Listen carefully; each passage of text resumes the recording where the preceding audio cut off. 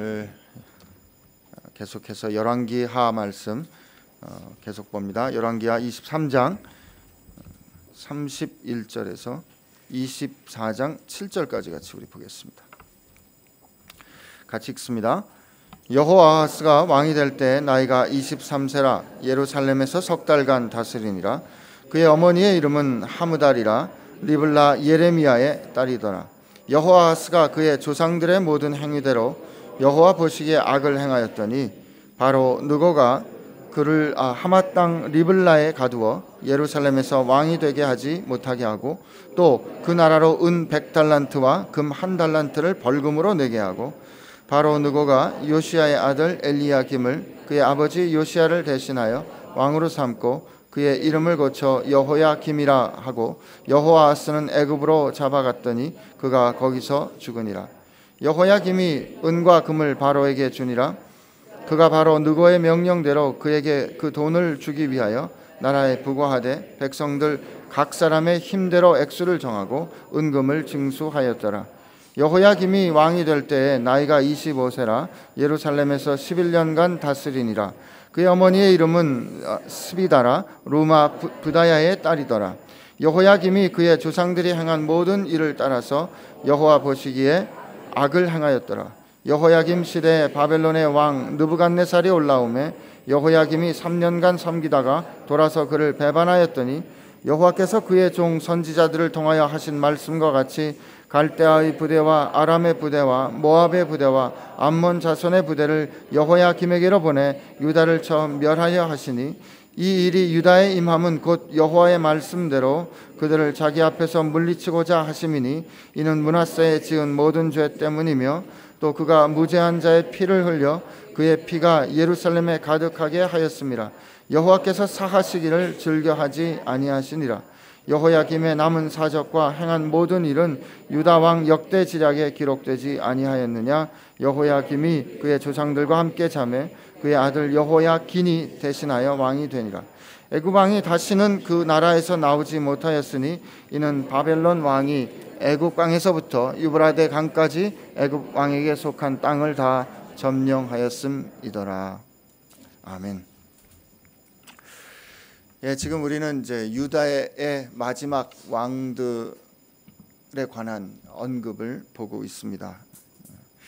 여호아하스, 또 여호야김, 그리고 여호야긴까지 가면 유다는 이제 멸망을 하게 되죠.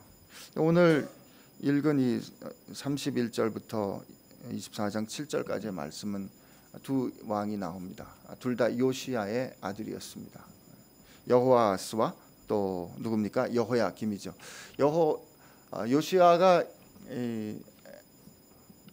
애굽과 전투를 벌이다가 죽습니다. 그리고 백성들이 그의 아들 여기 보니까 여호아하스인데 여호아하스의 나이가 23살이었어요. 그 3개월 통치하고 애굽으로 끌려가지 않습니까? 그리고 엘리야김, 여호야김이라고 이름이 바뀌는 엘리야김이 왕이 되는데 왕위에 오를 때 25세입니다. 나이로 따지면은 나중에 왕이 된 여호야김이 형이지 않았을까 그런 추측을 해보게도 됩니다. 어찌됐든 백성들은 여호아하스를 원했습니다.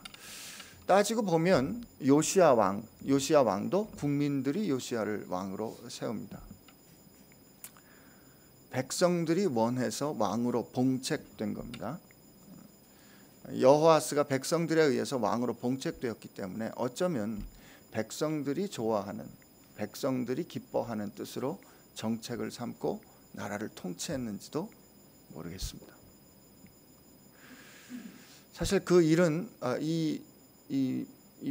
그가 어떻게 통치했는지에 관해서는 자세히 나오지 않습니다. 그러나 열왕기의 평가는 분명합니다. 하나님 보시기에 그가 악했다는 것이죠. 한 가지 우리가 여기서 생각해 봐야 될 것은 백성들에 의해서 선택되었기 때문에 백성들의 마음에 기뻐하는 정책을 택하기 쉽습니다. 그것은 교회도 마찬가지입니다.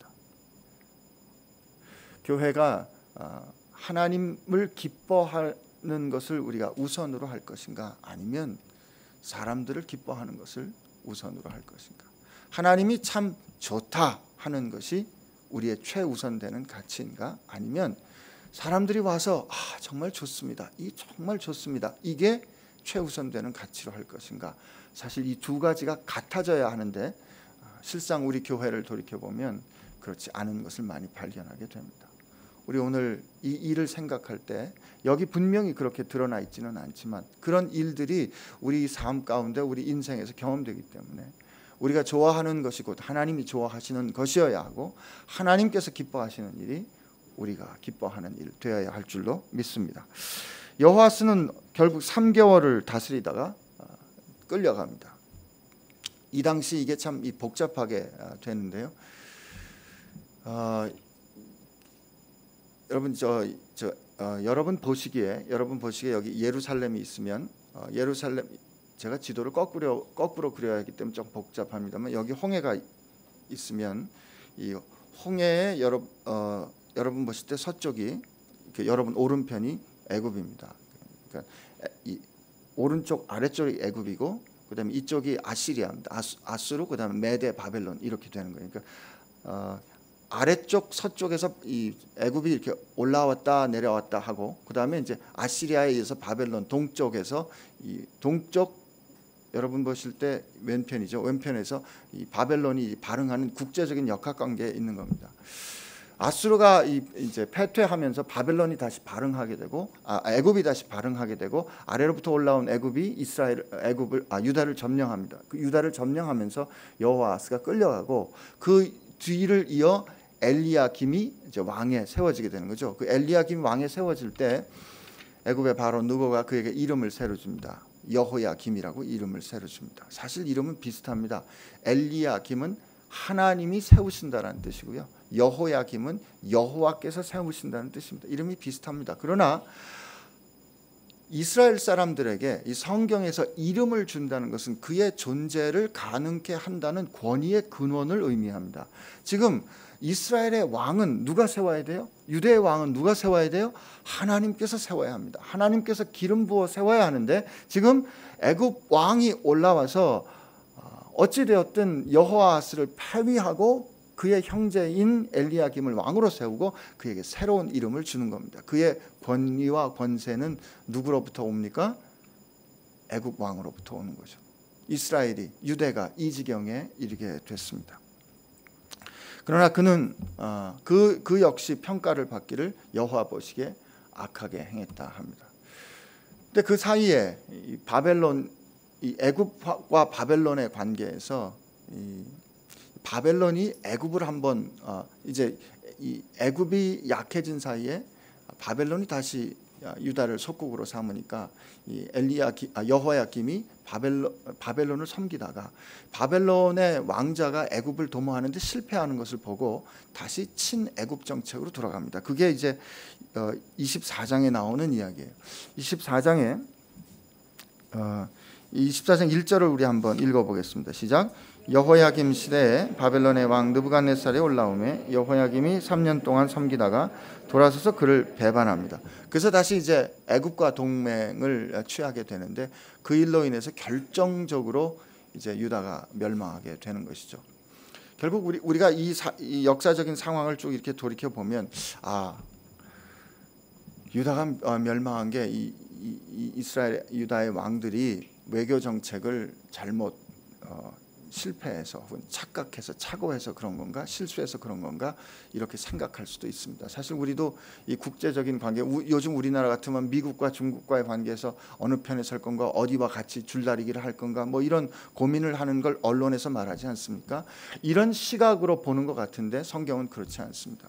여기 24장에 보면요, 2절 3절에 왜 2절부터 4절에 왜 이렇게 되는가 하는 그 원인이 설명되는데 우리 같이 읽어봅니다. 시작. 여호와께서 그의 종 선지자들을 통하여 하신 말씀과 같이 갈대아의 부대와 아람의 부대와 모압의 부대와 암몬 자손의 부대를 여호야김에게 보내 유다를 멸하게 하시니 이 일이 유다에 임함은 곧 여호와의 말씀대로 그들을 자기 앞에서 물리치고자 하심이니 이는 므낫세에 지은 모든 죄 때문이며 또 그가 무죄한 자의 피를 흘려 그의 피가 예루살렘에 가득하게 하였음이라 여호와께서 사하시기를 즐겨하지 아니하시니라. 이게 뭐예요? 하나님께서 심판하셨다는 거죠. 하나님께서 바벨론을 들어 이스라엘을 치신 겁니다. 바벨론을 들어 유대를 치신 겁니다. 유다를 치신 겁니다. 하나님이 하나님을 모르고 혹은 하나님을 부인하는 저 할례받지 못한 이방인들을 들어 하나님의 선택한 백성을 심판하는 역사가 일어나는 겁니다. 사실은 이 역사적인 정황은 하박국 선지자로 하여금 갈등을 일으킵니다. 하나님 어떻게 저 할례받지 못한 악한 자가 그렇습니다. 하나님 이스라엘이 하나님 이 유다 백성이 하나님께 선택하신 선민이 하나님 앞에 범죄했습니다. 옳습니다. 그 인정합니다. 그러나 하나님 어떻게 우리가 범죄했다고 할지라도 저 할례받지 못한 하나님 이방 백성이 하나님 우리를 심판할 수 있습니까? 하는 고통스러운 고백을 하박국 선지자는 합니다. 그런 신학적인 갈등이 일어나는 그런 상황을 하나님 다 불구하시고 하나님 이 바벨론을 들어 이스라엘을 징치하시는 역사적인 정황. 왜? 이스라엘이 악했기 때문이죠. 유다가 악했기 때문이죠.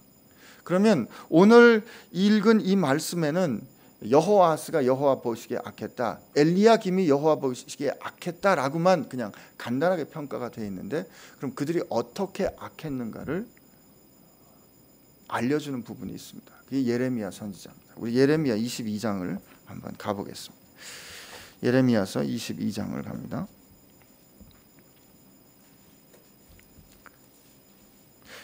22장 13절부터 19절까지 말씀인데요. 우리 한번 같이 읽어보겠습니다. 불의로 그 집을 세우며 부정하게 그 다락방을 지으며 자기의 이웃을 고용하고 그의 품삯을 주지 아니하는 자에게 화 있을진저 그가 이르기를 내가 나를 위하여 큰 집과 넓은 다락방을 지으리라 하고 자기를 위하여 창문을 만들고 그것에 백향목을 입히고 붉은 빛으로 칠하도다. 내가 백향목을 많이 사용하여 왕이 될 수 있겠느냐? 내 아버지가 먹거나 마시지 아니하였으며 정의와 공의를 행하지 아니하였느냐? 그때 그가 형통하였었느니라. 그는 가난한 자와 궁핍한 자를 변호하고 형통하였나니 이것이 나를 알미 아니냐? 여호와의 말씀이니라. 그러나 내 눈과 마음은 탐욕과 무지한 피를 흘림과 압박과 포악을 행하려 할 뿐이니라. 그러므로 여호와께서 유다 왕 요시야의 아들 여호야김에게 대하여 이와 같이 말씀하시니라. 무리가 그를 위하여 슬프다 내 형제여, 슬프다 내 자매여 하며 통곡하지 아니할 것이며 그를 위하여 슬프다 주여, 슬프다 그의 영광이여 하며 통곡하지도 아니할 것이라. 그가 끌려 예루살렘 문 밖에 던져지고 나귀같이 매장함을 당하리라. 여기 여호야김이 어떻게 여호와 보시기에 악했는지를 설명해 주는 것입니다. 그가 어떻게 악했습니까? 하는 이야기. 근데 여러분 참 여기 아이러니가 드러나는 것이 그에 대한 평가가 이렇습니다. 불의로 그 집을 세우며 부정하게 그 다락방을 지었다는 거죠. 근데 그가 불의로 그 집을 세우고 부정하게 그 다락방을 지었는데 자기 이웃을 고용하고 그의 품삯을 주지 않는다. 그리고 그가 말하기를 내가 나를 위해 큰 집과 넓은 다락방을 지을 거고 거기 백향목으로 두르고 붉은 칠을 하겠다 그럽니다. 성경에 백향목은 구약 성경에 백향목은 한 70번 정도 나오는데 사자가 짐승의 왕이라면 백향목은 나무의 왕입니다. 그가 굵고 높이 자랍니다. 그리고 우산과 같이 그 가지가 펼쳐지는데 장대하게 이를 데가 없습니다. 그 향기는 지극히 강하고 아름답습니다. 벌레도 끼지 않습니다. 그러므로 성경에서 이 백향목이란 왕의 위엄, 영광, 권세, 힘 이런 것을 나타내는 거죠. 그래서 이 백향목을 입힌다는 것은 내 권세와 권위를 그렇게 크게 드러내겠다는 뜻입니다. 그런데 그가 어떻게 자기 집을, 자기 나라를 세워요? 부정과 불의로 그 집을 세웁니다. 이름은 뭐예요? 여호와께서 세우신다는 거죠. 그가 여호와 보시기에 악했다는 것은 보면 그의 실패는 삶의 실패였다는 것을 우리 알 수 있습니다. 여기서 참 그 절묘한 대비가 나오는데 그와 그의 아버지와 예레미야는 대비합니다.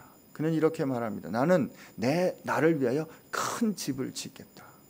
그리고 거기 백향목을 두르고 붉은 칠을 하겠다.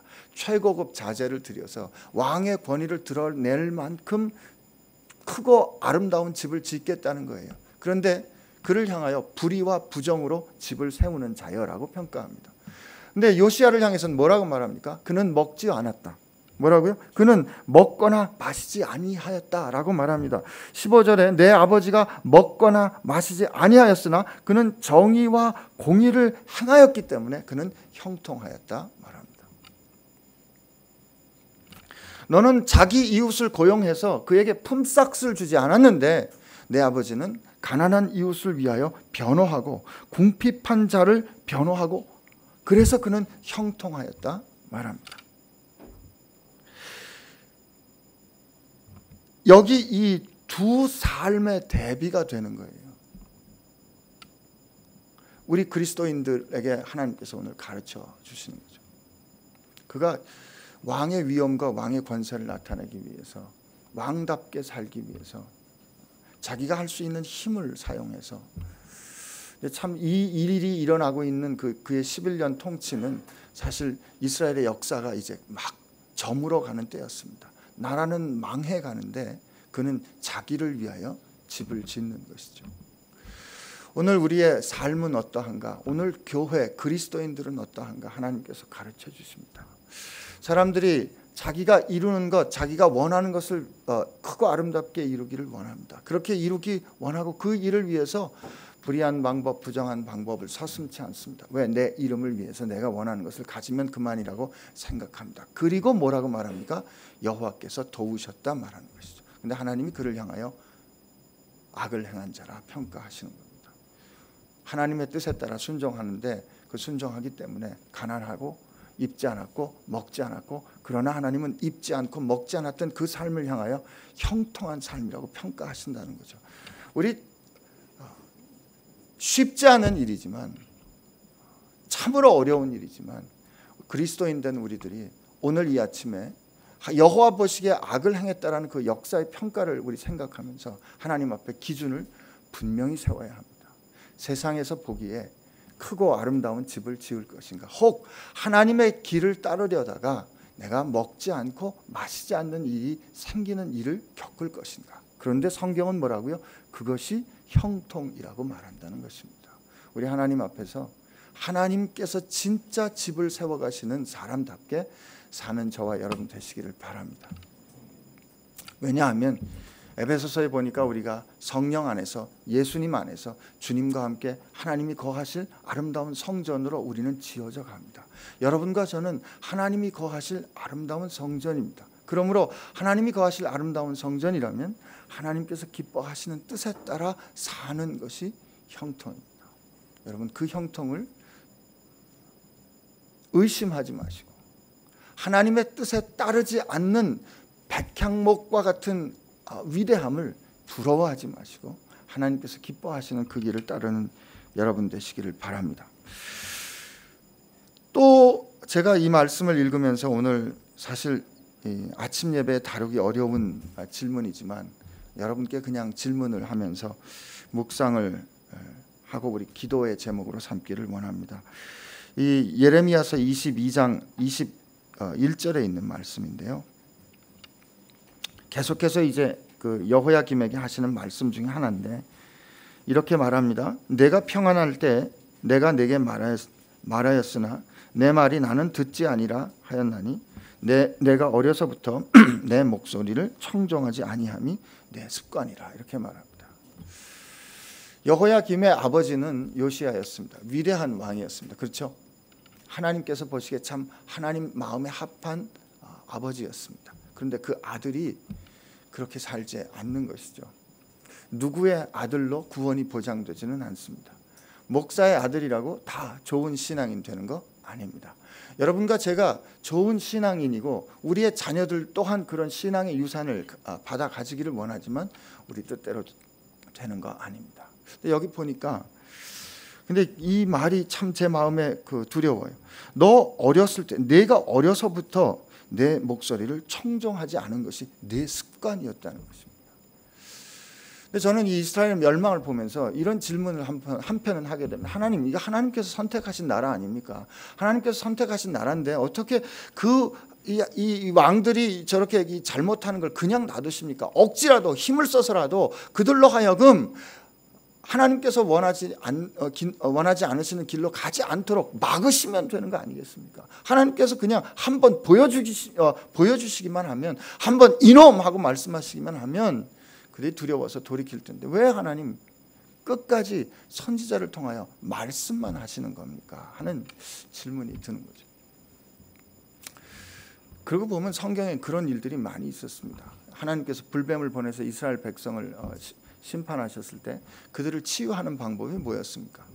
모세를 통하여 놋뱀을 만들고 그들에게 말씀하십니다. 저 놋뱀을 바라보는 사람은 살 것이다. 여러분, 이게 무슨 치료법입니까? 그냥 듣고 놋뱀을 바라보면서 살고, 그 말을 듣고 바라보지 않으면 죽었습니다. 놋뱀을 바라본다, 이건 대단한 행위가 아닙니다. 그냥 바라본다는 것이 얼마나 큰 행위겠어요? 그런데 하나님께서 그렇게 말씀하신 거예요. 놋뱀을 만들어 세우시고 이것을 바라보는 사람은 살고 바라보지 않는 사람은 죽을 것이다. 그런데 여러분, 놀랍게도 죽는 사람과 사는 사람이 생긴 겁니다. 그 말씀을 듣고 바라보기만 하면 되는 거였어요. 말씀을 들어 그 말씀대로 행하는 것, 사실 그것은 우리가 하나님께서 우리에게 말씀하시는 게 듣고 따르라는 것이 사실 때로는 그렇게 크고 위대한 일이 아님에도 불구하고 우리가 행하지 않는다는 것이죠. 근데 하나님은 왜 우리와의 관계를 그렇게 말씀하시고 그 말씀을 따라 행하는 관계로 만드실까? 여러분, 하나님은 우리 조건을 바꾸어서 우리 조건이 우리 원하는 대로 되는 것이 마지막 목적이 아니라 우리가 어떻게 되는가가 하나님의 마지막 목적입니다. 우리가 하나님 앞에서 어떤 사람이 되는가가, 어떻게 빚어지는가가 하나님의 목적이기 때문에 하나님께서 그 힘을 드러내서 우리의 속마음과 상관없이 하나님의 힘 앞에 억지로 굴복하게 되면 우리는 결국 변하는 것이 아니기 때문에 하나님 말씀하시는 거죠. 이게 쉽지 않습니다.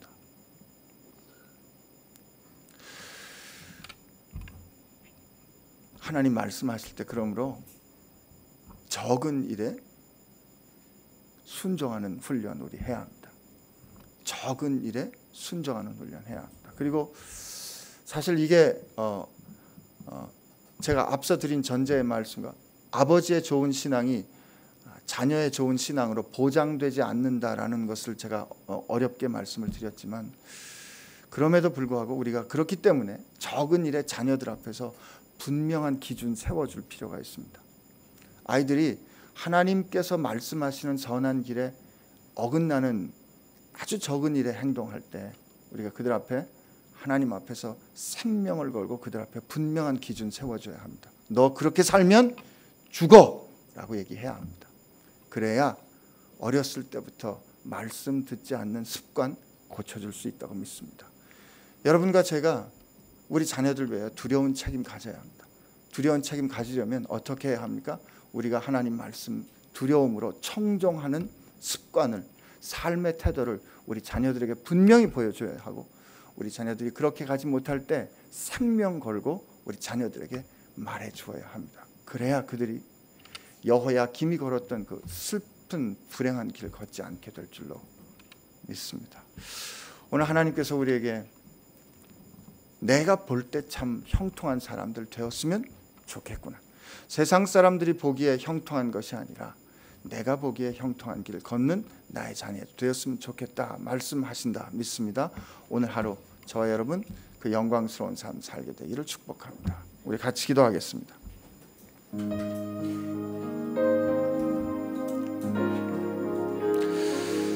하나님 앞에 오늘 특별히 우리 자녀들 위하여 기도하겠습니다. 하나님, 우리 자녀들이 하나님의 말씀을 들어 순종하는 습관을 가진 자녀들 되게 하여 주옵소서. 하나님, 그렇게 될 수 있도록 먼저 부모된 우리가 분별하여 하나님께서 기뻐하시는 뜻이 무엇인지 분명히 듣게 하여 주시고, 먼저 우리가 청종하게 하여 주옵시고, 우리 자녀들로 하여금 청종할 수 있도록 생명 걸고 기도하고 그들을 위하여 분명히 삶으로 길을 보이고 삶으로 기준 세울 수 있는 부모들 되게 하여 주옵소서. 우리 자녀들을 위하여, 그리고 자녀들 앞에 길이 되어야 하는, 모범이 되어야 하는 우리의 삶을 위하여 우리 같이 기도하겠습니다. 같이 기도합니다. 하나님 아버지, 감사합니다. 오늘 이 시대가 참으로 패역한 시대입니다. 오늘 이 시대가 참으로 하나님 보시기에 합한 길이 아니라 자기 보기에 불의와 부정으로 집을 세우려 하고 자기 욕망에 따라 남의 것을 쉽게 가져가도 그것 아무렇지도 않게 생각하는 시대를 우리가 살아갑니다. 하나님, 나라가 멸망하는 것, 민족이 패망하는 것이 외교적인 전략의 실패나 정치의 실패가 아니라 바로 하나님 앞에서의 인티그리티의 실패였음을 하나님과 두렵고 떨림으로 다시 깨닫습니다. 하나님, 먼저 교회된 우리들이 정말, 그리고 부모된 우리들이 하나님 앞에서 우리의 삶을 다시 돌이킬 수 있도록 하여 주시옵시고, 하나님, 먼저 우리가 하나님의 자녀로서 어렸을 때부터 작은 일에서부터 하나님의 말씀을 청종하는 습관 가질 수 있도록 하여 주시옵시고, 하나님, 그렇게 그것이 바로 형통하는 삶이고 그것이 형통의 삶이고 길인 것 우리 자녀들에게 분명히 세워 보일 수 있도록 은혜 베풀어 주시옵소서. 하나님, 오늘 우리 자녀들을 위하여 기도합니다. 우리가 자녀들을 사랑하기 때문에 자녀들이 행여나 엇나갈까 두려워하고 염려합니다. 우리가 분명히 하나님께서 원하시는 그 길을 자녀들에게 말하면 자녀들이 혹시 상처받을까 봐 우리 두려워하여 하나님, 우리가 차마 말 못할 때가 있었습니다. 그러나 이 시간 하나님, 다시 한번 우리 하나님을 두려워하고 우리 자녀들 주님 손에 올려드리는 부모 되기를 원합니다. 주님, 우리가 우리 자녀들의 인생을 책임질 수 없습니다. 주님께서 책임져 주옵소서. 그러므로 주님 앞에 우리 자녀들 올려드린 부모답게 먼저 하나님의 말씀을 분별하여 듣는 부모 되게 하여 주옵시고, 들은 하나님의 말씀 생명 다하여 지켜내는 청종하는 부모 되게 하여 주옵소서. 먼저 우리가 하나님의 자녀로 살게 하여 주옵시고, 그리고 우리 자녀들을 향하여 생명을 다하여 생명을 걸고 그들이 하나님의 말씀 따라 순종하는 자녀 될 수 있도록, 그래서 형통한 삶 사는 자녀 될 수 있도록 우리 애쓰고 기도하며 늘 노력하는 부모 되게 하여 주옵소서.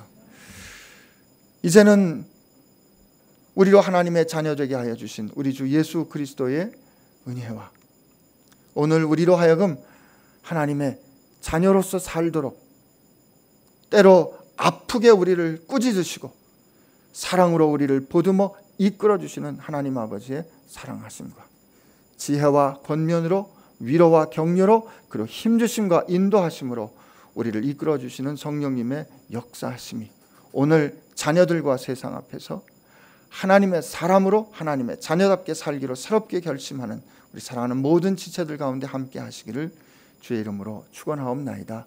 아멘.